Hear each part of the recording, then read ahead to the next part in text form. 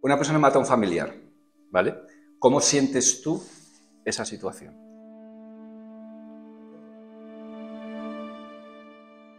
¿Consideramos que matar a un ser humano es malo? ¿Cómo puedo yo ver eso para que no sea malo?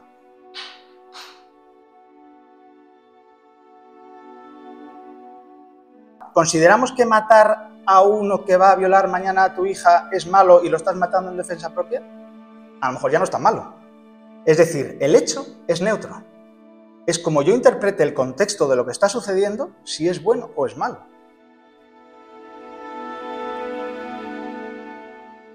El tema es esa persona que lo está haciendo. No es contra ti. Y si eres, yo personalmente, si soy capaz de verlo así, ya no me lo tomo personal. Y estaban enterrando a su hijo, a un hijo que había muerto joven, ¿no? Y él está llorando amargamente. Y entonces uno de los discípulos se le acerca y le dice, pero maestro, ¿por qué lloras? Si tú nos has enseñado que todo es ilusorio. Y dice, sí, todo es ilusorio. Pero la muerte de un hijo es la ilusión más dolorosa de todas. Si miramos todo este tema de la culpabilidad, matar a un hijo, etcétera, que es brutal, de manera sesgada, solo desde nuestra faceta de más física o más de creencia, no tenemos respuesta, es muy difícil, es muy complicado. Yo he trabajado con homicidas y con asesinos y vete a quitarles la culpa a esa gente, ¿no? Esto a mí me ha enseñado a que la culpa, realmente ese sentimiento de culpa, ha ido acompañado de perdonarme a mí mismo, porque no había un problema ahí fuera. Cuando tú le haces daño a una persona, tú eres simplemente el ejecutor de una sentencia que esa persona tenía dictada desde arriba contra él. Es decir, y pone el ejemplo, dice, el carcelero no está secuestrando al preso.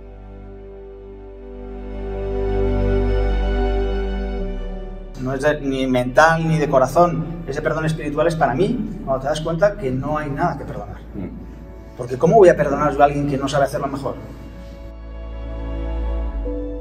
Y decía el Dalai Lama, el resentimiento es el enemigo más poderoso que puedas tener, porque está dentro de ti y no descansa. Tú te has metido una taza de aceite hirviendo que te está quemando por dentro y el otro ni se entera.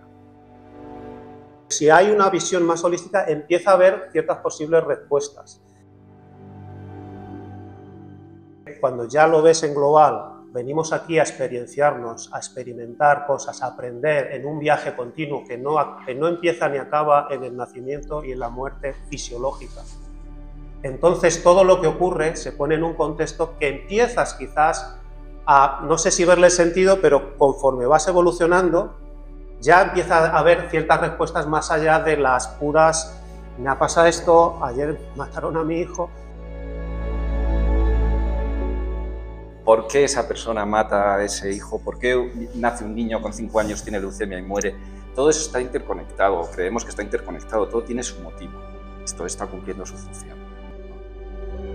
Piensa por ti mismo. Wake up. Veo caras nuevas, con lo cual bienvenidos. No sé si conocéis un poco cómo es la temática. La idea, más que dar aquí lecciones de nada, que no somos quienes, y hablo con perdón por todos, porque aquí aprendemos todos, es más que nada hacer de pantalla, hacer de, como siempre digo, de espejo, de ver qué sistema de creencias tenemos y cuestionárnoslo si por lo que sea nuestro sistema de creencias o nuestro día a día, nuestra vida, hay cosas que no fluyen, que nos enfadamos, que nos molestamos, perdemos la paz, pues a lo mejor es porque estamos trabajando bajo un sistema de creencias que no funciona mucho. Hoy contamos con un panel, lo venía ahora justo pensando mientras venía para acá, muy ejecutivo o muy empresarial, para hablar de temas, entre comillas, espirituales, que me gusta mucho. David, a quien conocéis, economista, consultor, vive en Londres, experto en economías verdes, organizador del movimiento Catalyst 2030. Bueno, David ahí, vamos a hablar y sabe mucho a través de la organización que también le representa, Humanities Team. José Ignacio, que se incorpora hoy como... Muchas gracias por animarte. Eminente abogado, expresidente del Colegio de Fiscalistas, ¿no?, de España. aquí hablando como buen experto que es también de espiritualidad, y a Ernesto, que también lo conocéis, abogado del Estado, y otro gran experto de espiritualidad y de la humanidad, ¿no? Eso lo dices tú. Sí, no, es verdad. Lo que quiero decir con esto simplemente es que se ha montado así de casualidad este panel, pero lo quiero comentar porque se nos ha acercado gente que nos estaban preguntando, trabajadores en empresas o profesionales, si organizamos cursos o hacemos alguna cosa para empresas. Y porque muchas veces como que separamos la vida personal, la vida profesional, y como que no es compatible el mundo, entre comillas, espiritual con nuestro día a día en el mundo de los negocios. Y creemos que no, que claro que es compatible. No es que sea compatible, es que uno es uno en su nivel de consciencia, o esté operando en el trabajo, esté operando en su vida personal. Y bueno, ya se desvelará cuando se pueda, cuando se manifieste, ¿no, Alex?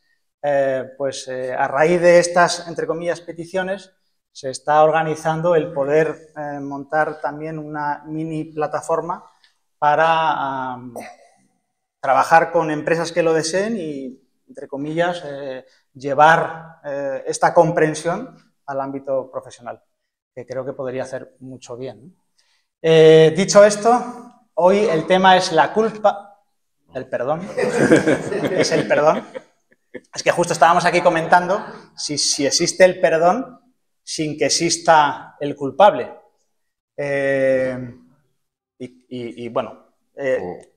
Aquí tenemos diferentes opiniones. Como esto es un coloquio, no es aquí exponer nada, cada uno tenemos una opinión.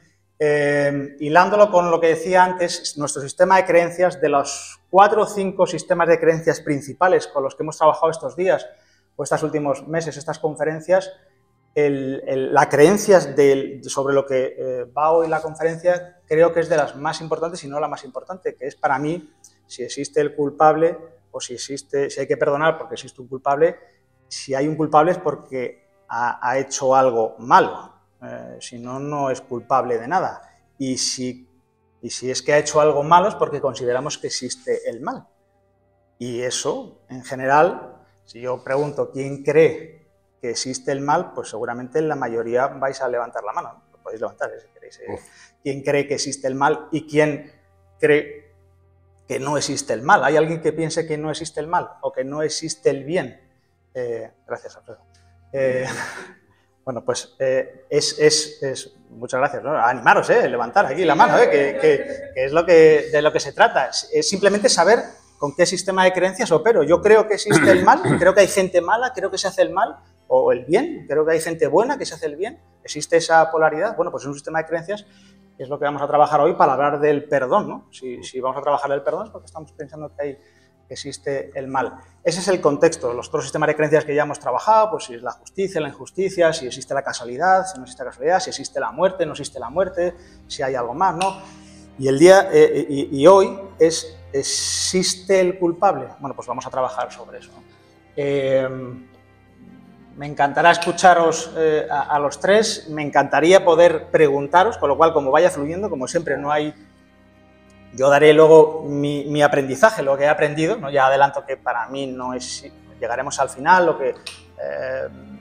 que pueden ser los niveles del perdón, el perdón más mental, el perdón de corazón, el que realmente piensa que no hay que perdonar porque no se ha hecho nada malo, no existe el culpable.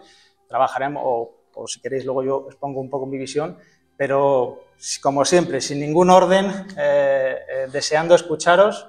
Quien quiera empezar, lo que queráis hablar, si quieres José Ignacio, que es el invitado hoy nuevo, pues que llame la atención para... Bueno, pues por alusiones, contestando a la pregunta, yo creo que en la terminología en la que nosotros hablamos sí hay un culpable. La cuestión es que a veces no identificamos bien cuál es ese culpable, ¿vale? Porque pensamos que el culpable es aquella persona de la que pensamos que nos ha hecho daño, ¿no? Es lo que entendemos, el perdón que se da siempre en una relación de ofensor-ofendido, ¿no? Entonces el ofendido siempre piensa que el que le ofende es el culpable. Pero probablemente, más que el culpable, el que me ofende es el que me ayuda a darme cuenta que el culpable soy yo. O de alguna manera con esa situación en la que estoy proyectando una emoción, el otro me está diciendo a mí que yo tengo algo que sanar. Entonces, lo que yo pienso es que hasta que yo no me dé cuenta de que la culpa que tengo dentro, me voy a buscar a gente que me va a informar de esa situación para que yo darme cuenta de que realmente el que me siento culpable soy yo conmigo mismo. Y quien me tengo que perdonar es yo a mí mismo. Eso otro gran, o una de las grandes variantes o temáticas, ¿no? El autoperdón. No solo perdonar a los demás, sino perdonarse a uno mismo, que muchas veces nos cuesta o ni siquiera entramos a mirar que somos nosotros los que nos tenemos que perdonar. Es que cuando nos damos cuando nos damos cuenta de eso, el que teóricamente nos ha hecho daño ya no es alguien a quien perdonar. Es alguien a que, va a sonar un poco así, le damos las gracias, porque nos ha hecho ver algo que tenemos nosotros, que tenemos que sanar. Entonces, el perdonar a otro es una relación muy superficial, o sea, será una relación muy superficial y muy mental, ¿no? Porque en el fondo, a ver, se puede hacer, y probablemente lo hacemos, ¿no? Pero en el fondo el trabajo importante es decir, aquel que me ha hecho daño, ¿por qué me ha hecho daño? ¿Qué me estoy haciendo yo a mí mismo? ¿Por qué estoy identificando que alguien me hace daño? ¿Y qué es lo que yo tengo que sanar para que esa culpa que tengo deje de actuar? Porque mientras yo tenga esa culpa, yo voy a seguir proyectando eso en otro que me va a hacer ver eso que yo necesito. Y puede estar así años. Y de hecho, podemos hablar de eso también. Yo pienso que la enfermedad viene precisamente de no liberar ese tipo de cosas, ¿no? O muchas enfermedades vienen de no liberar ese tipo de cosas. Sin duda. A ver, una persona mata a un familiar y yo tengo que perdonarle, a ser y no me tengo ninguna culpa. Vale. Tengo que identificarme. Una persona mata a un familiar, ¿vale? ¿Cómo sientes tú esa situación? Vale, vale. ¿Y cómo sientes tú ese daño? ¿Lo sientes tú? Porque simplemente ha matado a alguien, tienes una relación con ese familiar, una relación de apego, de afecto, de emoción con ese familiar, ¿no? Y tú ves que ha habido un acto que es un acto malo. Aquí podemos introducir el tema de la maldad como tal. Tú estás introduciendo el tema de la maldad. ¿Eso te parece a ti que ese señor es malo y el otro no era malo, no? Pregunto. Sí. Vale. Entonces, todo eso podemos llevar al tema de por qué pasan las cosas, ¿no? Siempre que tú tienes una emoción que a ti te hace daño, si a ti te hace daño realmente, es lo que yo opino que tienes que hacer. Si a ti te hace daño, si tú consigues ver esa situación sin que a ti te haga daño, si tú puedes ver esa situación sin que tú sentir daño, cuando tú realmente sientes esa sensación, es cuando tú tienes que darle gracias porque él te ha hecho ver a ti algo. Aprovecho, perdón, bueno, José Ignacio, luego, no sé si luego quieres tú trabajar sobre algo en concreto, una ponencia o lo que sea, o seguimos con esto, que es otro formato aquí que se está desarrollando, me encanta, más entre amigos. Y me encanta la pregunta, Ángel, porque, y me adelanto, perdón, estamos introduciendo lo que para mí es subjetividad en un hecho neutro. O sea, estamos considerando bien o mal algo en función de cómo yo lo interpreto. Porque claro, imagínate por poner un ejemplo. Vamos a despersonalizarlo para que no nos hieran mucho los sentimientos. ¿Consideramos que matar a un ser humano es malo? Ya está, perfecto. Ya ha habido ahí un depende. No, es que es verdad. ¿Consideramos que matar a uno que va a violar mañana a tu hija es malo y lo estás matando en defensa propia? A lo mejor ya no es tan malo. Es decir, el hecho es neutro. Es como yo interprete el contexto de lo que está sucediendo, si es bueno o es malo. Que los demás me ayudan a descubrir mi culpa cuando yo siento una emoción negativa. Pero si tú no sientes una emoción negativa, como dice Iñaki, si el hecho es neutro, puedes no sentir una emoción negativa. Entonces ahí no tienes nada. No, pero yo no he dicho eso. Yo he dicho que tú sientes la culpabilidad cuando tú la sientes. Cuando tú sientes la culpabilidad es la forma de sanarla. Cuando tú sientes la emoción, es la forma de sanarla. Si tú no la sientes, es un hecho neutro, como dice Iñaki, no tienes necesidad. Yo creo que lo que se refiere a José Ignacio es culpa como emoción, entre comillas, que esa emoción te está bajando a ti tu energía, te está quitando tu paz y lo de fuera no te lo va a cambiar. Te va a cambiar que tú trabajes en ti, quitarte esa paz, restaurar la paz, perdón. Correcto, pero bueno. En una relación en la que tú tienes una emoción negativa, tú tienes que pensar por qué tienes esa emoción negativa, ¿vale? Entonces, esa emoción negativa tú la puedes referir al otro. Él es el que me ha hecho daño a mí. Es tan sencillo como eso. Y yo estoy diciendo, bueno, si este señor me está enseñando a mí algo, ¿por qué yo tengo la emoción negativa? Y lo que yo pienso, yo tengo esa emoción negativa porque yo me estoy culpando a mí mismo por algo, ¿vale? Entonces, ese señor me ayuda a ver lo que yo me estoy culpando a mí mismo y me ayuda a sanarlo. Ese es el proceso que yo he intentado explicar y siento si no lo he explicado bien, ¿vale? Ese es el proceso. La medida en que hay alguien que me ayuda a mirarme para adentro, ¿vale? No con la cabeza, sino sintiéndolo con el corazón, ¿no? La pena y la tristeza sería una emoción negativa. La tristeza es una emoción que te puede dar lugar a ese trabajo. Yo no la llamaría a lo mejor tan negativa, la ira es una emoción negativa, la rabia es una emoción negativa, pero sí te puede permitir, yo creo, la tristeza dar lugar a ese trabajo. ¿Por qué estoy triste? ¿Por qué estoy triste? Bueno, perdón, David. Lo que me viene a mí es,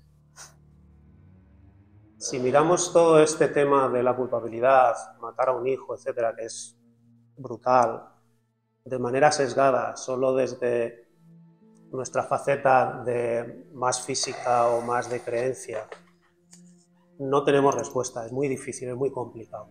Creo que en unas charlas previas he hablado de la multidimensionalidad, que se dice que 3, 4, yo diría más la mental, la física y la espiritual. Si lo tomamos esto de una manera más holónica o holística, como se dice ahora, ¿no? Entonces empiezas a tener sentido o a tener ciertas respuestas que no te da de por sí solo la parte fisiológica de me han matado a un hijo. ¿Por qué? Porque en esto que bien dice José Ignacio, la idea de que cuando ya lo ves en global, venimos aquí a experienciarnos, a experimentar cosas, a aprender en un viaje continuo que no empieza ni acaba en el nacimiento y en la muerte fisiológica. Entonces todo lo que ocurre se pone en un contexto que empiezas quizás a, no sé si verle sentido, pero conforme vas evolucionando, ya empieza a haber ciertas respuestas más allá de las puras, me ha pasado esto, ayer mataron a mi hijo, y tienes un sentimiento de pena profunda, de pérdida. Ahora bien, cuando ya lo ves de manera global, ya no es tanta sensación de vacío, porque si tú empiezas a creer que esa persona tenía su agenda, y de hecho se dice, ¿no?, en el mundo espiritual que venimos con unas agendas que hemos pactado, es decir, se supone que has pactado, incluso la gente que viene a hacerte el mal o que ha matado a tu hijo, era un alma gemela que ha venido precisamente a cumplir ese labor por ti. Entonces ya empiezan a haber ciertas respuestas. Esto te lo puedes creer o no, habrá gente aquí que diga, que me está contando o que no. Pero si hay una visión más holística, empieza a haber ciertas posibles respuestas. Si es sesgada, es más complicado porque no es tan fácil aceptar todo esto, ¿no? Yo puedo apuntar una cosa a lo que ha dicho Ángel. Yo no he querido introducir el tema este que ha introducido David tan fenomenal, pero porque da para mucho, ¿no? Pero si está todo conectado, si todos pertenecemos a una matriz divina, si esas matrices divinas se comunican con las emociones, ¿por qué esa persona mata a ese hijo? ¿Por qué nace un niño con 5 años, tiene leucemia y muere? Todo eso está interconectado, creemos que está interconectado, todo tiene su motivo. Esto está cumpliendo su función, ¿no? Pues entonces, ahí reconocer que esas emociones se mueven así.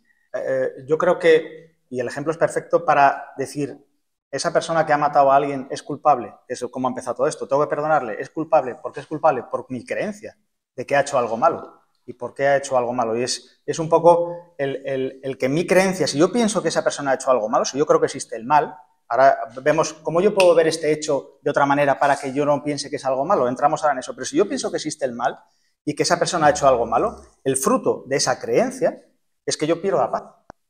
Yo voy a estar con ira, voy a estar con enfado, voy a estar con tristeza, voy a estar con una serie de cosas. Y ese es el subproducto que digo, de donde, por eso es trabajar el mundo de las creencias en las que estamos, hasta que verifiquemos cuál es la verdad de todo esto, pues si esa creencia mía de que existe el mal, de que esa persona ha hecho el mal, de que es un culpable, etcétera, con independencia de que yo me está llevando a mí a no ser yo, a perder mi paz. Y lo único que yo puedo hacer es intentar restaurar mi paz. Y eso es mi trabajo y por eso a lo mejor el cambiar la forma de ver el hecho. Perdona. Nada, no, hombre, por Dios. Buenas tardes. Yo creo que nos está pasando como en la primera cena, no en la última cena, sino en la primera cena que tuvimos donde se planteó la cuestión de la muerte de un hijo y que si es ilusorio, que si no tiene trascendencia. Y te decía, cuando hablamos de esto de si existe el mal o tal, yo la única respuesta razonable que le encuentro es la distinción, hablamos también el primer día, que hizo el Dalai Lama en una conferencia que dio, la única que ha dado en Madrid, que yo sepa, en el año 2003. Y alguien le preguntó sobre un tema muy complejo y muy sutil y que se presta a muchas disquisiciones, y de hecho las escuelas budistas discuten sobre ello y con mucha acritud de unos hacia otros, sobre el no-yo, el anatta, no hay un yo. Entonces al Dalai Lama se lo preguntaron y se lo preguntó a alguien en inglés y él se lanzó con un inglés que tiene, que es pésimo, vamos, es diametralmente opuesto a su sabiduría, a su simpatía, y entonces hizo así y dijo local level, global level, y ahí se atascó, soltó una carcajada, se volvió al intérprete, el intérprete se rió también y dice, bueno, su santidad quiere decir que hay que distinguir entre el nivel relativo y el nivel absoluto. Pero a mí eso me resultó muy gráfico y además me hizo muchísima gracia. Lo de local level, global level, yo ya lo uso habitualmente, ¿no? Entonces, claro, estamos en el local level, estamos en el global level. Y a propósito de esto, yo, perdono a los que me lo habéis escuchado ya por lo menos 3 veces, pero conté la anécdota del santo más querido del Tíbet, Milarepa, que además empezó siendo un asesino, luego pues, después de un proceso enorme de purificación y tal, se convirtió en una especie de San Francisco de Asís en la tradición tibetana, es el santo y sabio más querido. Y estaban enterrando a su hijo, a un hijo que había muerto joven, ¿no? Y él está llorando amargamente. Y entonces uno de los discípulos se le acerca y le dice, pero maestro, ¿por qué lloras si tú nos has enseñado que todo es ilusorio? Pues del ilusorio, también da para mucho, ¿no? Todo es ilusorio. Y él dijo, genial la respuesta, dice, sí, todo es ilusorio, pero la muerte de un hijo es la ilusión más dolorosa de todas. Entonces, claro, yo creo que es que hay que matizar. Yo, lo último es entrar en polémicas, porque yo además ya he dicho que me quito la toga, cuando vengo aquí yo soy polemista de profesión, la toga o la deformación del opositor, de querer decir mucho en muy poco tiempo. Yo, dice un gran maestro que cuando los maestros discrepan, uno tiene derecho a elegir a su propio maestro, o incluso a no creer a ninguno cuando hay algo que te rechina. Yo esto de que el mal no existe, solo lo entiendo en esa distinción de local level, global level, igual, pero yo me remito, veíamos ahí la autobiografía de un yogi, ¿no? De hoy no está Luis Pablo, que es otro fan de Yogananda como yo. Yogananda dice literalmente, decir que no existe el mal es poco realista. No lo digo yo, o sea, lo dice un maestro del nivel de Yogananda. Y añade, el bien y el mal, lo positivo y lo negativo coexisten en el mundo, en el local level. Claro, si nos vamos a las alturas, pues oye, dentro de 100 años estos calvos, o vete tú a ver lo que es ese diseño divino. A mí, por supuesto, que se me escapa, ¿no? Esto es la rana en la charca queriendo entender lo que es el mal. Y luego el Kybalión, perdón, estoy con trancazo. El Kybalión, que como sabéis es el resumen de la sabiduría hermética y la exposición de las 7 leyes que rigen el mundo, dice literalmente, no habitamos en un mundo de sueños, sino en un universo que si bien es relativo, es real, por lo menos en lo que concierne a nuestra vida y a nuestras obras. Claro, y esto Consuelo Martín, que es una grandísima, más que filósofa, una grandísima mística española, dice, que a mí me aclaró mucho en todo esto del local level global, dice, lo relativo como relativo es muy real. Lo relativo como relativo es muy real. Otra cosa es confundir lo relativo con lo absoluto. Pero vamos, lo relativo como relativo es muy real. Entonces, bueno, conviene tener en cuenta, bueno, local level, global level, ¿no? A mí, de todos modos, luego me gustaría entrar más, ir pie a tierra, porque esto me está recordando una anécdota. Bueno, hay un libro delicioso que se llama Yo hoy vengo de literatura. Voy a recomendar muchos libros y no llevo comisión en ninguna editorial, pero es que son libros que a mí me han ayudado un montón. En un libro que se llama Silencioso Tao, también hemos hablado de él, es de un catedrático de matemáticas, en Harvard, Y el pollo es nada menos que concertista de piano y mago profesional. O sea, imaginaros el potaje. El libro se llama Silencioso Tao y es un libro cachondísimo. O sea, es un libro que va analizando determinadas frases del Tao Te Ching, del libro del Tao, con una enorme simpatía. Y cuando cuenta el mondó, que se llama, bueno, es una anécdota entre un maestro zen y un discípulo, y el discípulo le hace al maestro unas preguntas, bueno, que no las haría ni Einstein, ¿no? Oiga, maestro, ¿tienen más razón los cristianos con la resurrección o por el contrario, estamos más acertados nosotros con la reencarnación? Cuando se reencarna o resucita es la misma mónada o la mónada se abre en pedazos y tal y cual y así, 40 preguntas como esta. Y respuesta, le dice el maestro Zen, dice, se te está enfriando el desayuno. Entonces, yo creo que debemos evitar que se nos enfríe el desayuno e ir a cosas más concretas, ¿no? Pienso yo. Al final el objetivo de todo esto, yo traía preparadas cosas de mis resentimientos, de mi perdón, de mi culpa, de la culpa de otro. He de reconocer que esto me queda muy grande. O sea, yo digo... Bueno, pero para eso venimos. No, claro, ¿no? Es una broma, por supuesto. Pero supuesto, sin entrar en temas personales, y para eso estamos aquí, entre comillas, para que esto sirva para sentir menos venganza si sentimos que hay culpables, sentir menos rencor, sentir menos ira, que al final, bueno, a veces confundimos emociones con sentimientos y se pueden distinguir, etc. Pero aquí lo que se trata es, yo puedo estar en paz viendo una cosa que considero injusta, es muy difícil, que considero mala, que esto, es muy difícil. Entonces, ¿cómo yo hago para poder no sentirme mal? Pues, o no perder mi tranquilidad, no viendo eso como algo malo. ¿Y cómo hago para ver un asesinato no malo, o para ver una barbaridad no mala? O una desgracia, o como decías, un niño con 5 años que se muere de leucemia. ¿Cómo puedo yo ver eso para que no sea malo?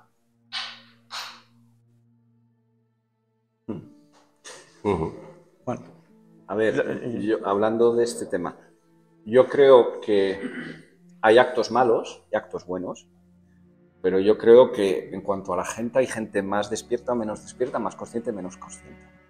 Y si pensamos que hay una imbricación en todo lo que hace, pues hay gente que está cumpliendo cometidos, ¿no? Yo siempre, siempre me preguntaba, ¿y por qué un niño de 5 años en una familia sana coge y una leucemia y se muere, ¿no? Y entonces la única respuesta que tengo es eso, porque ni siquiera la religión te da una respuesta a eso, ¿no? La única respuesta que yo cogí a eso es que ese niño viene, su alma viene para hacer algo, para crecer, o sea, se encarna, se materializa, porque ese alma que está por ahí pululando viene, se encarna y tiene algo que aprender, o lo que le queda aprender es eso, y además viene a enseñar a todos los demás que están a su alrededor. Entonces, ¿eso es un acto malo? Pues si los padres aprenden el amor que ese niño les ha ofrecido y crecen y avanzan en su vida y aprenden, pues no es malo. O sea, al final tiene un efecto positivo, ¿no? Y con eso yo creo que todo se puede explicar desde esa perspectiva. Para mí, estamos totalmente de acuerdo. Totalmente de acuerdo. Volvemos a una de los parámetros que hemos trabajado más, que es la comprensión de qué va la vida, de qué es todo esto, ¿no? Y efectivamente, dentro de esa comprensión, ¿quiénes somos nosotros? Si yo considero que soy un cuerpo físico que se va a morir, pues claro, yo ya empiezo a ver una pérdida y veo algo malo. Si yo pienso, es otra creencia, que no me voy a morir, o que ese niño no se muere, que es un alma y que hay un propósito detrás, que hay un para qué, pues empiezo a ver dentro de lo, como dices tú, del local level, ¿no? Que al final claro, yo creo que esa es la todos clave. Somos muy conscientes de nuestras emociones, de nuestras preocupaciones, de nuestros miedos. El tema es cómo yo puedo trabajarme el mirar de otra forma lo que está sucediendo, el mirar de otra forma las desgracias, lo negativo. ¿Es esta vida entre comillas, otra de las creencias que a veces nos han vendido, o la religión nos ha podido vender, o la cultura, sin personalizar? ¿Es esta vida un valle de lágrimas? ¿Es esta vida una cosa que tenemos que pasar sufriendo? Y muchas veces lo vemos así. Es como, nos peleamos con todo. Siempre estamos, de alguna manera, viendo injusticias o sufriendo, luchando. Es muy difícil estar en paz, gozando. ¿Por qué? Porque nuestro sistema de creencias nos lleva a ver pues, cosas que no están como nos gustaría, que no las vemos bien, que no son, entre comillas, buenas, ¿no? Retomando lo que dice José Ignacio, ¿cómo yo puedo ver un acto, entre comillas, terrorista, una barbarie, cualquier cosa que nos quite mucho la paz, ¿no? ¿Cómo la puedo ver sin pensar que es culpable, que hay una culpa, ¿no? Simplemente, luego seguimos hablando, no sé si luego se podrá poner esto en el vídeo, el otro día me llegó justo por redes sociales, no sé por dónde, un vídeo muy cortito, que no sé si será verdad o no será verdad. Es una representación en alemán, un profesor en el colegio con niños, muy bien hecho, dura nada, un minutín o menos, luego os lo paso a quienes queráis, y el profesor habla de la existencia del mal, y dice, no existe Dios, hablando de la religión, o Dios es malo, porque si Dios ha creado todo y existe el mal, o Dios es malo o no existe Dios. Y el niño se levanta en alemán y dice, profesor, esto no, se supone que ese niño es Einstein, es la representación que se hace. Dice, profesor, ¿usted cree que existe el frío? Dice, hombre, claro que existe el frío. Dice, pues el frío no existe. El frío no existe. Solo existe ausencia de calor. Físicamente no se puede trabajar el frío. ¿Existe la oscuridad? Claro que existe la oscuridad. No se puede trabajar la oscuridad. Solo se trabaja fotones, se trabaja la luz. Lo que puede haber es ausencia de luz. Con lo cual, decía Einstein, decía la representación del niño, igual que sea Einstein, no, es como yo veo la vida, como a mí me hace sentirme mucho mejor. Yo puedo ver ausencia de bien, pero si yo veo ausencia de bien, ya no estoy viendo el mal. Y si yo veo que esa persona tiene ausencia de bien y no sabe hacerlo mejor, empiezo a quitarle un poco la carga. Y nos pasa con cualquier cosa. Gente, estamos continuamente juzgando, todos. Juzgamos cualquier cosa. Y de repente te dan otra información y pum, te cambia el juicio. Y dices, pues ahora entiendo. Y nos damos cuenta que lo que nos falta es información, es comprensión. Bueno, pues para mí, y es una opinión muy personal, pero a mí me da mucha más paz, reconociendo que cuando estás en el local level y si tienes baja energía, te estrellas. Pero, oye, si mañana matan a un ser querido mío, muy querido mío, pues claro que si no estoy con un nivel de paz y energía alta, etcétera, me va a enfadar o pero para eso tenemos la herramienta mental, para intentar verlo desde otra perspectiva. Y yo creo que este es un poco o lo que para mí los morancos me mandaron de compartir esto, ¿no? De alguna manera. Bueno, no, solo comentar, en el fondo estamos en un mundo dual, ¿no? El bien, el mal, blanco, negro, todo está creado a propósito, ¿no? A mí me gusta más la analogía de Matrix, yo soy más de Matrix, cuando el señor está comiéndose el filete, de si no es real, hijo, pero qué bueno está. Sí, sí. Era el doble, yo era el doble.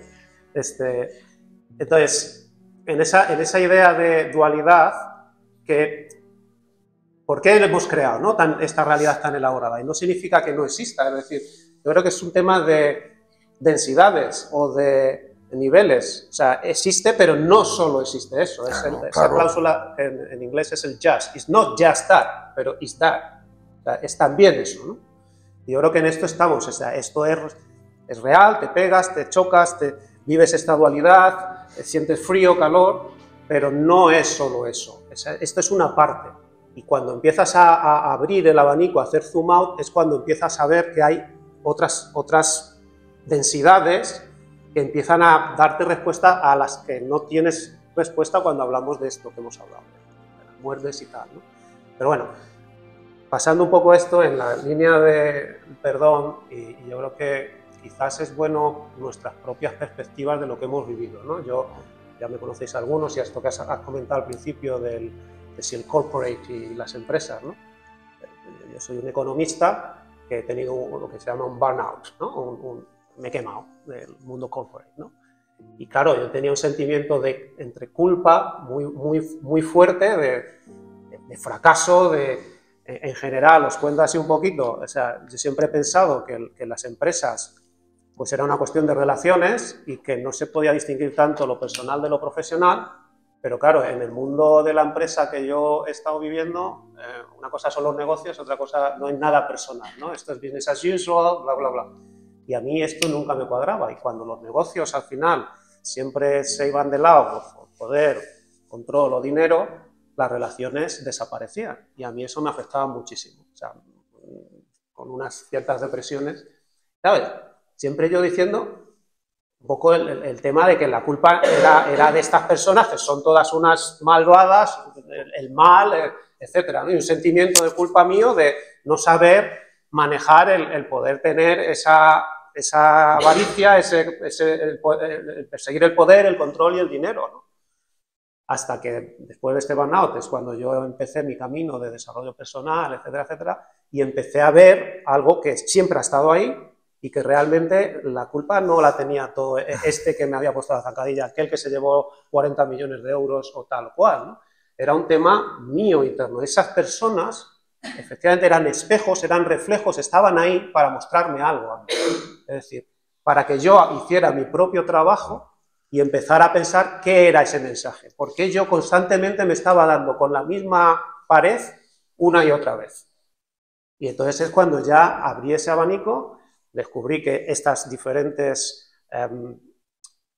¿cómo decirlo?, cuerpos que tenemos o dimensiones. A mí me gusta todo este mundo de la multidimensionalidad, somos seres multidimensionales, me encanta.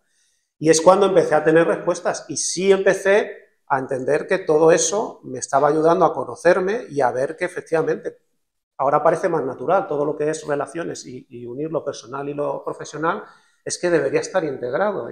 Qué bien, ¿no? Qué bonito, pero quizás es porque ya yo estoy en esta perspectiva y veo que estoy en una frecuencia que la gente empieza a estar ahí también, ¿no? Y entonces en esa frecuencia atraes a gente de esa misma frecuencia, ¿no? Por eso estamos aquí. Yo creo que esta frecuencia a mí me encanta, estamos todos en una frecuencia muy parecida, ¿no? Esto a mí me ha enseñado a que la culpa, realmente ese sentimiento de culpa, ha ido acompañado de perdonarme a mí mismo, porque no había un problema ahí fuera. Eso era un espejo de lo que me querían mostrar. Y gracias a eso, pues ahora estamos iniciando pues, actividades muy, muy interesantes basadas en personas, o sea, en estas frecuencias que a mí me encantan, ¿no? Entonces, parece que me he curado las heridas del quemazón gracias a todo esto, ¿no? Y os lo agradezco a todos, porque todos dais esa energía, ¿no? Esta quizás es mi historia personal del autoperdón y la culpa, ¿no? Muchas gracias por compartir. Me venía una cosa, con perdón, y ahora que veo a mi amigo Javi allí al fondo, que hablamos mucho y me gustaría poner el foco más más que en la culpa, en el perdón, porque culpa tiene como una connotación negativa, sin querer estamos implicando ya que existe el mal y el perdón es un acto más de amor, estamos poniendo una energía más positiva, ¿no? Cómo perdonar y si queréis entramos ahora en cómo podemos o cómo yo personalmente intento ver el perdón o cómo intentar perdonar, ¿no? Pero decía lo de Javi hablando, pues siempre nos reímos mucho con el tema de las parejas, las relaciones de pareja, ¿no? Hombre y mujer, o bueno, o el mismo sexo, o lo que sea, o amigos, o lo que sea, no.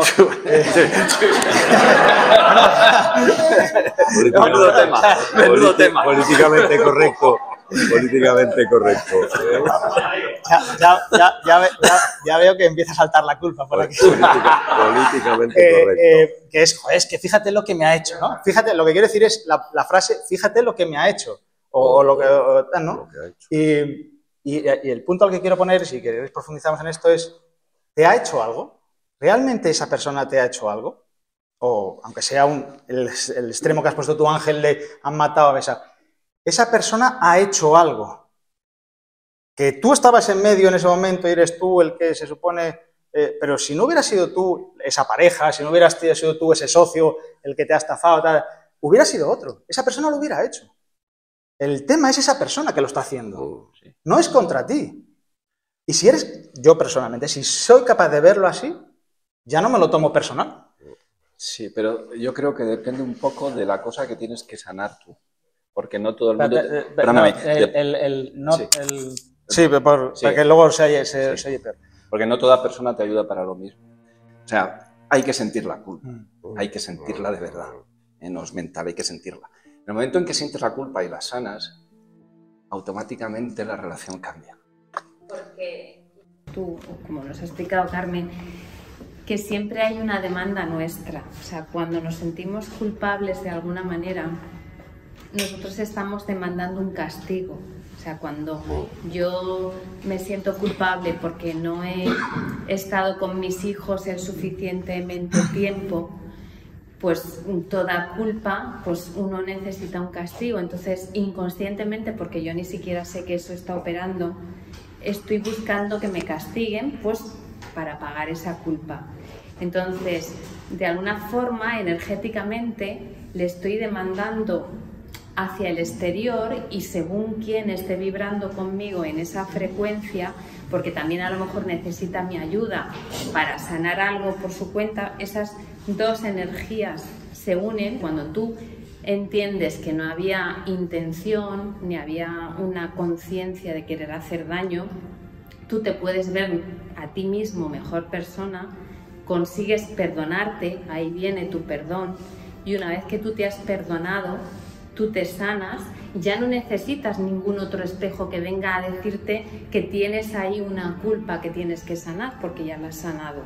Entonces, pues esas relaciones se van moviendo y van cambiando. Entonces, como entendemos nosotros, es como una recíproca demanda entre todos los que estamos relacionados unos y otros, que nos vamos buscando y que nos vamos enseñando cuáles son esas culpas que no sabemos, que nos estamos castigando constantemente, hasta que los demás nos las hacen ver, porque se repiten en contextos distintos, cada uno tiene su formato, pero siempre nos pasa lo mismo a cada uno con distintas personas, hasta que te das cuenta.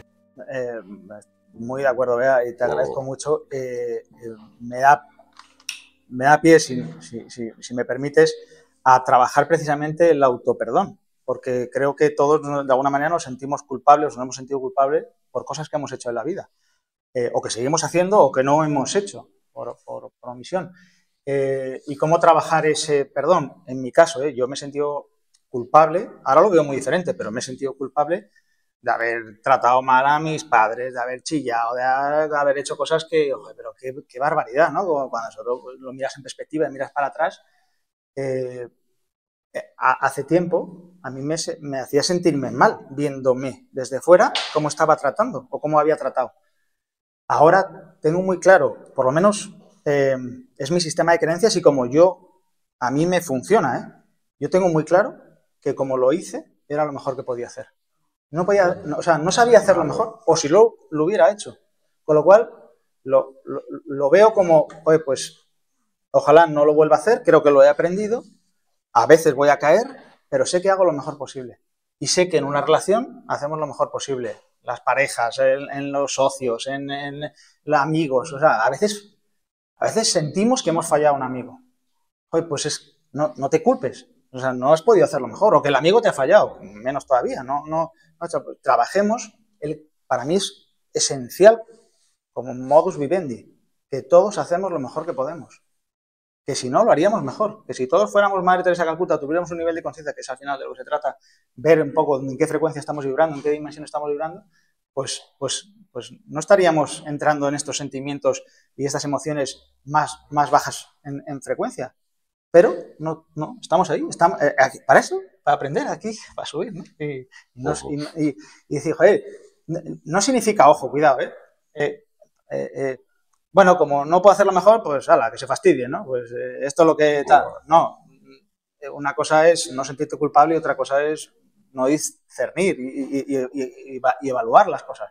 Pero sin una carga, simplemente, oye, voy a intentar cambiar. Esta persona está haciendo lo mejor que sabe o que puede. ¿Le puedo ayudar? ¿Le puedo ser de servicio? Y no tomármelo yo negativo. Y al final, para mí, si realmente eliminas el que la gente está haciendo las cosas mal, sé que, o sea, tienes que estar, para mí, tienes que estar muy bien de frecuencia, porque si no, enseguida te metes en el local level. Cuando realmente ves que todo el mundo hacemos lo mejor posible, va a llegar un momento, y creo, en nuestra evolución, estaremos más cerca o más lejos, no lo sé, en que sintamos compasión en vez de culpa, porque te darás cuenta y dices, joder, y yo no tengo hijos. Entiendo que muchas veces los padres lo pueden ver. Yo creo que mis padres lo han visto conmigo. Dicen, pobrecito, qué tortazo se va a pegar o qué mal lo está haciendo, que no sé cuánto. Ya está. O cómo me está contestando. Ya se dará un día cuenta o la vida le dará o lo que sea.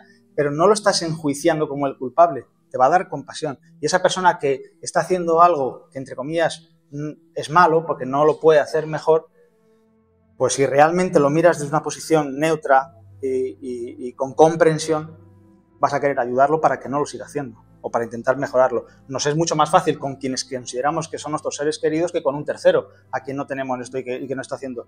Y ahí creo que es un trabajo de mucho entrenamiento, como todo, ¿no? El decir, joder, pero ¿cómo esta persona...? No, esta persona sabe que está haciendo algo malo. Bueno, esa persona podrá saber lo que la sociedad considera que es algo malo, pero él no sabe hacerlo mejor. No sabe hacerlo mejor. Pero es la forma de sanar también esa culpa que tú dices. Yo me he sentido mal porque estaba tratando mal a mis padres, pero no lo he hecho, o sea, no lo he podido hacer mejor. A veces también, como dice Beatriz, se mueven los sistemas si uno pide perdón. Eso sana mucho. Yo, por ejemplo, en las mediaciones que hago de familia, me encuentro cantidad de veces, normalmente más el masculino, no sé por qué, que cuando llega una pareja y empieza él a darle todo, yo te doy todo, si quieres, no, todo, las visitas, el dinero, no sé cuánto. Cuando ella se va al baño, yo le pregunto a él, ¿cómo se llama? Dice, casi, ¿cómo se llama quién? Digo, ella, ello o ella, o lo que sea, ¿cómo se llama? Pero ¿usted cómo lo sabe? Digo, porque se nota, ¿no? Está negociando con la culpa, lo que dice Beatriz, se autocastiga, entregando todo lo que puede para sanar su culpa de que ha sido infiel a su mujer y ya está. Y entonces, claro, así no se puede negociar, o sea, así no se puede mediar, tú lo sabes que eres mediador también. Y entonces, ahí es cuando yo muchas veces le pregunto, bueno, y así no vas a poder mediar porque, claro, estás en una posición que dentro de un año te vas a dar cuenta que estoy haciendo, ¿no? Y digo, ¿cómo lo puedes sanar? O sea, ¿cómo puedes tú que esto se mueva de otra manera? Y al final, mucha gente llega a esa conclusión, pues pidiendo perdón. Y es que eso sana mucho más esa culpa. Digo cuando tú eres, no cuando le echas la culpa al otro. O sea, pedir perdón, eso sí, al final... Pero para pedir perdón lo tienes que sentir, ¿no? Tienes que sentirlo de verdad. Pero una cosa, sentir culpa y pedir perdón, ahí entre medio hay consciencia. Hay mucha gente que siente culpa y lo que hace es proyectar. Ya, sí. Claro. Y ese es el problema. Claro. Que eso es lo que hacemos casi siempre. Claro. El perdón ya es lo último. Claro. Como dice un amigo Gonzalo, siempre el perdón, ¿qué tipos de perdones? ¿No? El perdón superficial o el perdón profundo, ¿no? Al final siempre tenemos un perdón más, entre comillas, todos nosotros al final, si estamos aquí hoy, y lo estoy seguro, pongo la mano al fuego, que ninguno va a hacer retaliation, una venganza o algo, si alguien consideramos que no está haciendo algo malo, porque estamos ya en un nivel en que bueno, pues te podrás sentir enfadado o no, pero no vas a tomar una represalia, ¿no? Perdón, que no salía. Estás haciendo un perdón que llamaríamos más emocional, mental, más superficial, al llegar al perdón profundo, que dice José Ignacio, ese perdón de corazón de realmente sentirlo, ¿no? Y en ese proceso estamos. Y creo que el siguiente escalón es ese perdón ya más espiritual, más de perdón, no es ni mental ni de corazón. Ese perdón espiritual es para mí, cuando te das cuenta que no hay nada que perdonar. Porque ¿cómo voy a perdonar yo a alguien que no sabe hacerlo mejor? Es como yo voy a perdonar a mi hijo porque no sabe hacer integrales en preescolar. Pues te perdono por algo que no puedes hacer. Para empezar... Claro, en esa situación no hay culpa. Claro, y que para empezar, creo, no sé hasta dónde, y es una reflexión que o sea, no lo sé, es una reflexión que abro aquí para que si queréis lo comentemos, hasta dónde el perdón es un acto arrogante, ¿no? O sea, yo me creo que estoy por encima tuyo, porque en el fondo el perdón, a quien único que lo va a beneficiar es a ti. Porque tú estás mal, te sientes mal con algo, y lo que quieres es que eliminas una emoción o un sentimiento negativo. Pero ¿quién soy yo para perdonar? O sea, ¿no? Totalmente, porque además, cuando tú hablas de eso, de tú perdonar a otro, es porque el otro teóricamente necesita de tu perdón. Y en el fondo, tú desde tu punto de vista, si quieres realmente ayudar en ese caso, yo lo que creo es que tiene que comprender la otra persona que no necesita de tu perdón. Que realmente Si tú te crees que necesitas tu perdón es cuando eres arrogante. O sea, la arrogancia viene cuando tú crees que la otra persona no puede sanar, no puede quedar bien, si no es porque tú le has perdonado. Es cuando tú es lo que estás diciendo, ¿no? Sí, pero es un proceso también, ¿eh? Volviendo un poco a lo que comentabas antes, en este proceso te genera un karma también, ¿no? Pues, y puede ser hasta terapéutico. Si tú no has perdonado a alguien, te genera una carga brutal, ¿no? Además la llevas ahí constante y es lo que llaman ese karma que tienes acumulado, ¿no?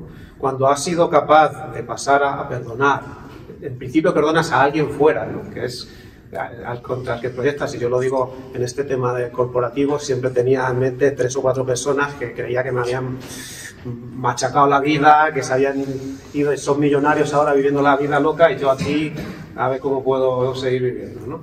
Y esas eran como cuando de pronto ya paso este proceso, lo juro, perdonando a esas imágenes que yo tenía, me quité mucho peso, me quité todo este karma, o sea, eso ya supuso un momento, pero todavía si das un paso más, efectivamente, vas no solo a perdonar, sino a agradecer. O sea, estas personas me han permitido a mí crecer a unos niveles que no me los daba el dinero, y probablemente ellos ahora están en el Caribe no sé cuánto, y dicen, pues no estoy feliz, algo me falta. ¿Por qué? Porque te faltan las charlas de Caminando la Conciencia. Pero, imagínate que tú te encuentras con esa persona. Si tú has hecho el trabajo y esa persona no, esa persona puede tener el sentimiento de que necesita que te perdones. Puede tenerlo. Pero entonces el trabajo no tienes ninguna necesidad de decírselo. Creo yo. Sí, pero yo no sé si me los encuentro ahora, no sé si les voy a dar un abrazo o les tiro una piedra, ¿no? Pero, quiero decir, para mí eso era, o sea, realmente esas personas tenían una función, la han cumplido y efectivamente, de hecho, Neil Donald Walsh, como tú bien dices, dice, es que no sé, perdón, pero claro, esto ya es para gente que está en esas densidades ya un poco más avanzadas, sería agradecimiento. O sea, esa gente te ha mostrado a ti y te ha permitido llegar donde estás. ¿Y cómo estás ahora? Pues estás en un momento que has aprendido, ¿no? Somos todos lifelong learners, ¿no? Aprendices continuos de vida, y esto te ha permitido. Y si te sientes bien, estás light y tal, pues tal. Y luego ahí ya entramos en otro tema que es redefinir el éxito, si ese dinero, ese poder y ese control que tanto iba yo persiguiendo y parecía que era mi meta, le sirve a esas personas que están ahí y que en su día eran los culpables, ¿no? Pero bueno, eso es otro tema. Para mí hay una cosa en relación con esto que estáis hablando, que por lo menos es lo que yo... Y pedir perdón es un acto precioso. Cuando es de verdad sincero, ¿no? Pasando por ese pieza de sanación. Y el que lo recibe, o si alguien me viene a mí y me pide perdón por algo y sientes que evidentemente es un perdón profundo, sincero, evidentemente yo no me siento como con capacidad ni dueño de darle o no darle perdón. Pero sin embargo sí que me pasa que a lo mejor le digo, oye, la verdad que te agradezco mucho que partas esto. Y además creo que eso es tremendamente sanador de la voz. O sea, porque yo puede ser que no tenga la propiedad de darle o no el perdón, pero sin embargo que él lo comparta, a mí me genera un vínculo muy limpio ya, ¿no? Y yo lo agradezco. Sin duda. Sin duda. Muchas gracias, Alfredo. La verdad es que me encanta que podamos participar, ¿eh? O sea, que cuanto menos claro. expongamos nosotros, ¿no? Y propongo, si alguien o alguno de nosotros, yo feliz de contar mis historias personales, pero si alguno cree que, por ejemplo, si no le da vergüenza y tiene algún tema de alguna cosa que no ha perdonado o que siente que quiere que lo comentemos y lo hablemos, no es el objetivo de hacer terapia aquí grupal, pero lo digo como ejemplo de, a lo mejor se puede trabajar sobre las creencias, cómo poner un ejemplo real, ¿no? O uno que haya pasado o que nos lo inventemos, si queréis trabajar, cómo ver esa misma situación y que yo no me sienta mal, ¿no? Si alguno quiere. Pues yo mismo.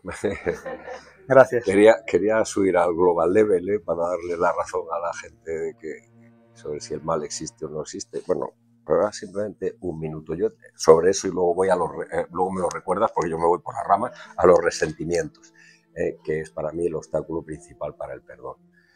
Estoy totalmente de acuerdo con Alfredo, porque yo trabajo muchos años, ya lo he compartido, programas de 12 pasos, y precisamente el 8º paso es hacer una lista de las personas a las que hemos ofendido y estar dispuestos a reparar el daño causado.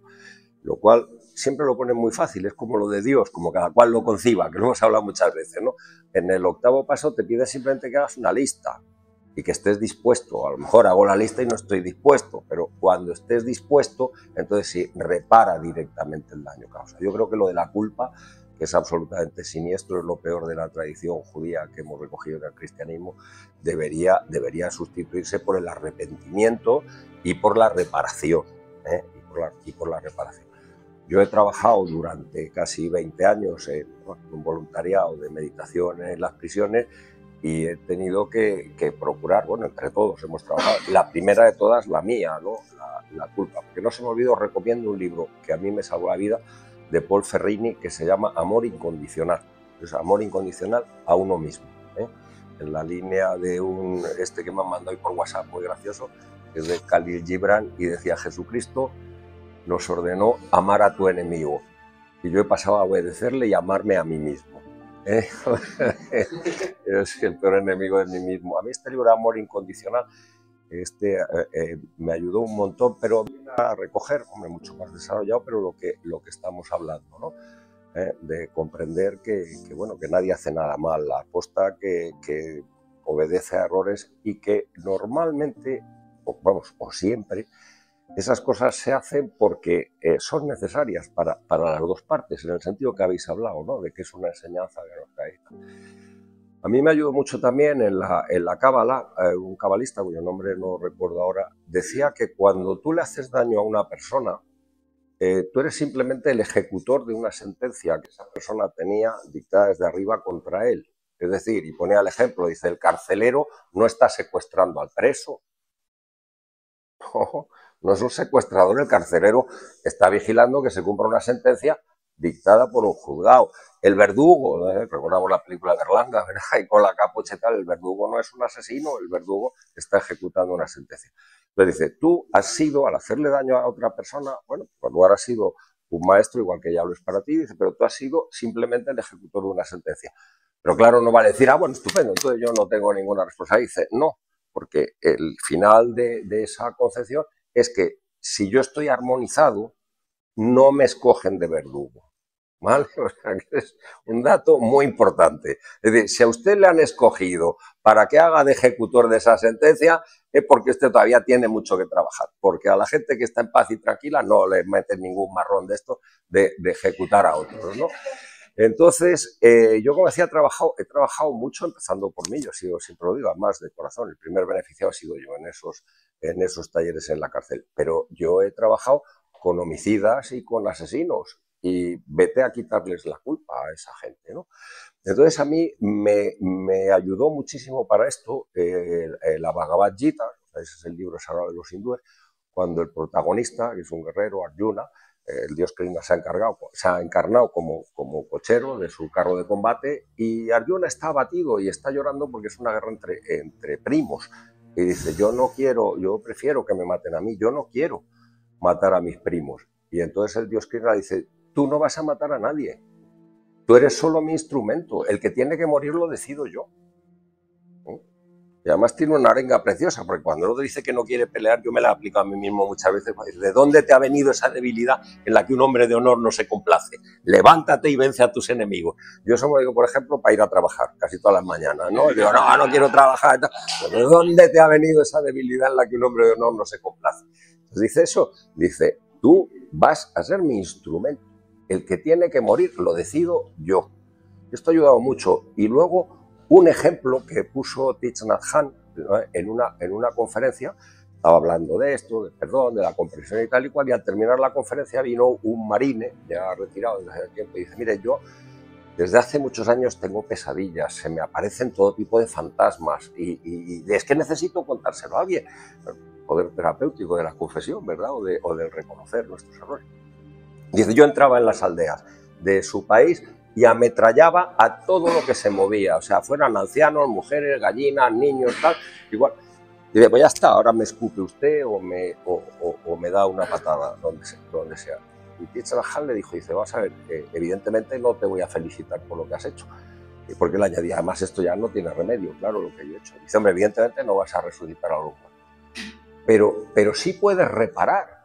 Y si tú has asesinado a ancianos, a mujeres, a niños y a gallinas, pues dedícate a trabajar por los ancianos, por las mujeres, por los niños y por las gallinas. Y entonces este se convirtió en el activista más importante de Estados Unidos, creando diferentes ONGs y organizaciones que ayudaron a los ancianos, a las prostitutas, a los niños abandonados y a los animales, ¿no? Entonces, porque esto a mí me ha servido para explicarle a gente que estaba allí por un homicidio, por un asesinato, de decirle, evidentemente no vas a resucitar a la víctima, aparte que no ha muerto, o sea, esa es otra cosa, la cagos allí, su alma está siguiendo la evolución, pero tú repara cuando salgas, ¿no? Yo sí, no es muy largo, en 30 segundos, pero igual, yo tenía un resentimiento atroz con determinadas personas de mi familia. No lo he tenido con los extraños, lo he tenido, no sé, ese dicho geopolítico, militar, que de quién es tu enemigo, dicen tus vecinos, ¿no? Y tus amigos, los vecinos de tus vecinos. Bueno, pues yo el problema lo he tenido con mis vecinos. Y no estaba dispuesto a perdonar, porque tenía un resentimiento enorme. Entonces, a mí me ayudó muchísimo, muchísimo, un libro del Dalai Lama donde decía que el resentimiento es un enemigo, se llama El arte de la felicidad. Bueno, traducido, el título original es Manual de Vida, ¿no? Handbook for Life, en fin, traducción literal, El arte de la felicidad. Y decía el Dalai Lama, el resentimiento es el enemigo más poderoso que puedas tener, porque está dentro de ti y no descansa. Tú te has metido una taza de aceite hirviendo que te está quemando por dentro y el otro ni se entera. El otro es que ni se entera, está feliz viendo su partido, viendo la telenovela, como era el caso, viendo ya Lucecita, y yo mientras tanto, bien jodidito, en Sudamérica. Luego me ayudó también un montón el libro de Las voces del desierto, de Marlo Morgan, que es una médico norteamericana que fue a un programa de cooperación a Australia. Ella se enamoró de esa cultura aborigen, que es la más antigua de la Tierra, 50.000 años, y emprende un viaje iniciático, que es el que cuenta en el libro, y el gran jefe Burnham, el personaje simpaticísimo, le explica las energías que producen las distintas emociones, y en concreto el resentimiento dice que es como tragarse un anzuelo y tirar de él, ¿no? Resumo, la segunda fase para mí fue la comprensión, de decir, bueno, pues si es que son así, un hermano mío, es que son, es que tal, y si están locas, oye, aquello sí que fue un insight, le diría, están locas, pues yo, ¿por qué las voy a criticar por su mente confusa? Las compadezco por su mente confusa. Y la última es esa fase de la gratitud que habéis dicho. Al final te das cuenta que esas personas venían a traerme una enseñanza que yo necesitaba. Yo quería comentar dos cosillas. ¿Puedo? Sí, por favor. Alex es el que manda. ¿Tú cómo vamos, Alex, de tiempo? ¿O cortamos ya dentro de poco? Alfredo, ¿tú necesitabas que esa persona viniera a pedirte perdón? Pregunto. No sé, no pensaba en nadie en concreto, pero yo últimamente sí vivo relaciones de pedir y dar perdón y recibir perdón. En esa situación, el que te pide perdón, que es estupendo, que puede hacerlo fenomenal si siente que tiene que pedírtelo, ¿vale? Pero la cuestión ya desde tu punto de vista es si realmente para tener tu paz necesitabas que eso ocurriera o no. Yo creo que no es un problema de necesidad, lo que creo es que la relación mejora si ocurre eso que yo he dicho. Pero sí, en mi caso, ¿eh? Pero mejora siempre es que está mejor respecto de que está peor, ¿no? Crea amor. El acto ese crea amor. No sé qué quiere decir eso, pero es como yo lo digo. ¿Pero vamos de una situación peor a una situación mejor? No, vamos de una situación... estupenda. No, de una situación que no está mal a un momento bonito, bueno, amoroso. No es tampoco una necesidad, ¿no? Yo creo que se crece, se mejora y se disfruta de ese amor, fenomenal, que es una especie de amor indescriptible, pero vivido. Vale, lo que yo quería ir es que si de alguna manera tú no estabas en paz hasta que no viniera esa persona a pedirte perdón, y cuando te viene te estás en paz porque ha venido y te lo ha dicho, a lo mejor todavía eso quedaba pendiente. Sí, no, entiendo eso que dices, sí. Vale. Sí. Y puede ocurrir también eso. Alfredo es una persona muy iluminada, pero el punto que tú dices es verdad. Si necesitas que alguien que alguien te diga algo para tú sentirte mejor. Y la segunda cuestión, que es una pregunta que lanzo, que yo me he planteado mucho también, es el significado vivimos en un país muy con religión cristiana, ¿no? Cuando Jesucristo dice que si te dan una bofetada, pon la otra mejilla, ¿no? Entonces, en este contexto me ha venido un par de veces a la mente esa frase. Dice, ¿qué necesidad tengo de poner la otra mejilla? A lo mejor tengo la necesidad de poner la otra mejilla para aprender algo, ¿no? ¿Qué quería decir Jesús cuando decía eso? Hay quien lo explica en el sentido de poner la otra mejilla aceptándolo y no discutiendo. O sea, que poner la otra mejilla sería el no entrar en conflicto. Me llevo la bofetada y en vez de decir, como el del chiste, esto no se queda así, eso se hincha, ¿no? Pues decir, pues bueno. Yo creo lo que acepto, totalmente no de acuerdo. sé, Perdona, David, que ibas a hablar, pero alguna vez que hemos hablado de esto, llega un momento que si tienes, creo, un nivel de comprensión... No es material, obviamente. Si tienes un nivel de comprensión muy alto, todo, habría que tenerlo. Todos lo tenemos los que estamos aquí. Nunca vas a ver la bofetada. Claro. Claro, depende de las necesitas. Pero se hincha, o sea que...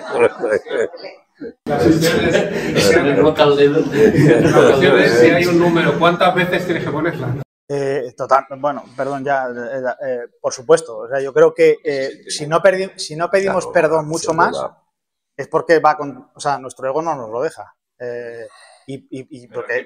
Perdóname, es que lo que se siente herido es el ego. No, claro, es lo que yo pienso, sí.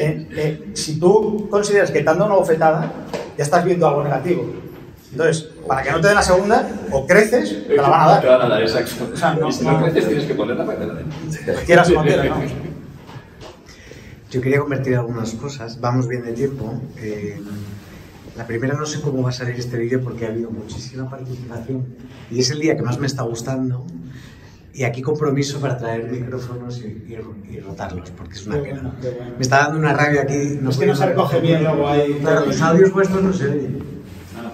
Claro, entonces se queda huérfana la conversación y está siendo súper interesante. Igual podemos subtitular las preguntas. Aquí mi compromiso de traer audio móvil para el futuro. Ya que estoy, poner un granito de arena porque, bueno, yo creo que hay perdón porque crees que hay culpa, creo que crees que hay culpa porque hay bien y mal, porque culpas cuando te hacen mal, cuando te hacen bien no culpas. Cuando tú haces algo bien no te culpas, cuando haces algo mal sí te culpas, ¿no? Entonces, ¿cuánto tiene que ver aquí el ego y la perspectiva? Y es que siempre estábamos hablando, cuando hablamos de bien y mal, del ejemplo drástico de que se te muere un hijo y tal, y yo quería traer un ejemplo que además es real, cuando se te mueren los padres, ¿no? Yo, según la perspectiva, te puedo decir que se mueran mis padres es malo, o te puedo decir que se mueran mis padres me ha enseñado mucho, o te puedo decir que se mueran mis padres me ha salvado, o te puedo decir gracias a que se han muerto mis padres, yo estoy aquí hablando contigo ahora. Hay que querer verlo así. La mentalidad carente te habla de lo que me han quitado a mí, lo que yo quería. Tú no quieres ver todo lo que eso te ha dado, que ahora no te gusta porque no estaba en tus planes, pero es que a lo mejor es lo mejor que te ha podido pasar. Y puede ser la muerte de un hijo, y la muerte de un hijo te puede salvar la vida. Pero hay que quererlo ver.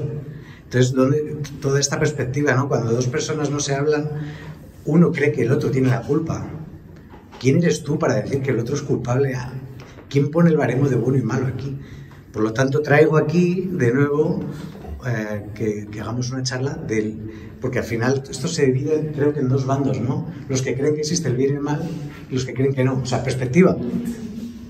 Así que invito a que la próxima haya micro y la temática sea el bien y el mal. Me parece maravilloso, te agradezco un montón, Alex, el que comentes tu caso personal y traigas esto a colación. Y está claro que si hacemos aquí ahora una votación, hay gente que piensa que existe el mal, gente que piensa que existe el bien, aunque no existe. Sí que creo, y podemos hacer el ejercicio... Pero haz la votación local level, global level, Perdona por la interrupción. Haz la votación local level, global level, porque si no estamos mezclando cosas no miscibles. Lo que sí que creo que podemos hacer el ejercicio es poner un ejemplo, no sé, inventémonos un ejemplo para ver si existe el bien o el mal, sencillo, ¿eh? No una cosa complicada, ¿no? Yo qué sé. Hoy hemos comido, David y yo hemos comido juntos con otra gente y hemos comido un solomillo de carne. Hay gente que puede interpretar que comer carne es bueno o que comer carne es malo. Solomillo de vaca. ¿Cómo interpretaría un vegano, un hindú que hemos comido carne? ¿Como algo malo? A lo que voy es, ¿podemos convenir que bueno o malo no existe más allá de cómo yo lo interpreto, que es algo subjetivo? Que lo que para mí es bueno para ti puede ser malo o que no. Porque si creemos en eso, aunque sigamos creyendo que existe el mal, yo ya sé que es mi mal, o lo que yo considero bueno o malo, que es algo subjetivo. Que la ley de la gravedad es igual para todos, pero a lo mejor para mí esto no es malo y para ti sí lo es. Si eso nos damos cuenta, yo creo que ya es un gran avance para decir, bueno, esto... utilizo el ejemplo de la ley de la gravedad. ¿La ley de la gravedad es buena o es mala? ¿Alguien quiere decir si es buena o es mala? Es neutra. Es neutra. Que alguien se caiga por la ley de la gravedad y se mate, ya es malo. Y si no hubiera gravedad... Si era un asesino en serie... es malo... es malo... Bueno, ya sabemos que la vida en la Tierra se va a extinguir, que el Sol se va a apagar, el universo va a seguir. ¿Es eso bueno o malo? ¿Dónde estamos nosotros? Si al final es... Pero te voy a cosas mucho... 100% de acuerdo, Jaime? ¿Es bueno que nazcan niños? ¿Es bueno que haya 20.000 millones de personas en el planeta Tierra? ¿O 50.000 millones de personas? Esto en función de... que a eso voy. Que es una interpretación de nuestro ego. Y nuestro ego es nuestro sistema de creencias. Y por eso es esta reflexión.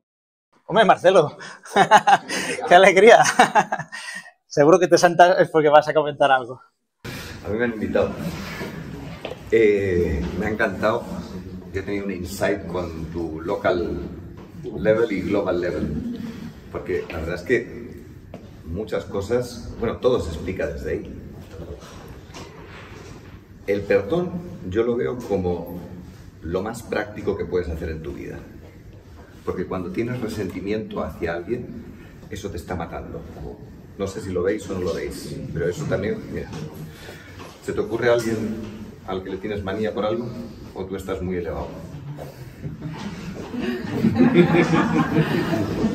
¿Es un sí o un no? No. ¿Se te ocurre a alguien que no te cae bien? Mira. Eso no, pero por favor no me hagas o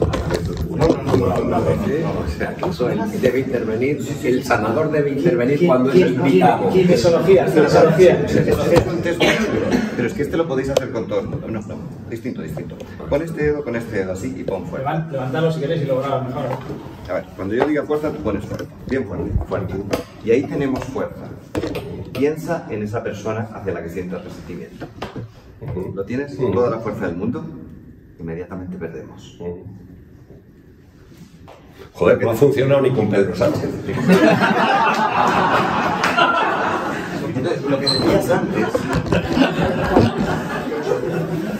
que decías antes de comer veneno, cuando tú tienes resentimiento hacia alguien, es como comer veneno y esperar que el otro se envenene.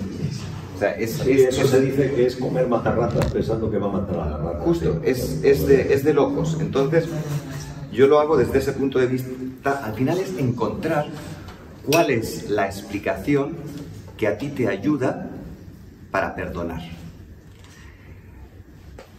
Y la explicación que tiene sentido y te hace tener ese insight, ese momento de claridad que dices, ¡ostras! Por ejemplo, os pongo un ejemplo, ya que hablaste de lo de tu madre. Algunos sabéis que mi madre está pasando por un cáncer, decidió ponerse quimio, darse quimio, y a mí eso me enfadó muchísimo, porque antes de eso le había llegado a un amigo mío, Alberto Martí, que es un genio, y le había dicho, mira, las probabilidades de que tú te mueras de un cáncer de útero a tus 80 años son imposibles. Pero cuando fue a visitar a su otro médico, el otro médico le metió tanto miedo en el cuerpo que decidió con 80 años meterse quimio. Y de ser una mujer espectacular, se ha quedado cada vez peor, peor, peor, peor. Y eso a mí me estaba matando. Me estaba matando, tenía odio hacia mi madre, odio, resentimiento hacia los médicos, bueno, te lo puedes imaginar, de horror. Y ahí viene el momento de insight que lo tuve el otro día, que me lo dijo un amigo, y es que, oye, todo el mundo tiene derecho a su experiencia de vida. Y todo el mundo tiene derecho a equivocarse.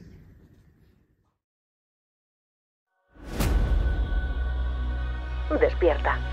Wake up.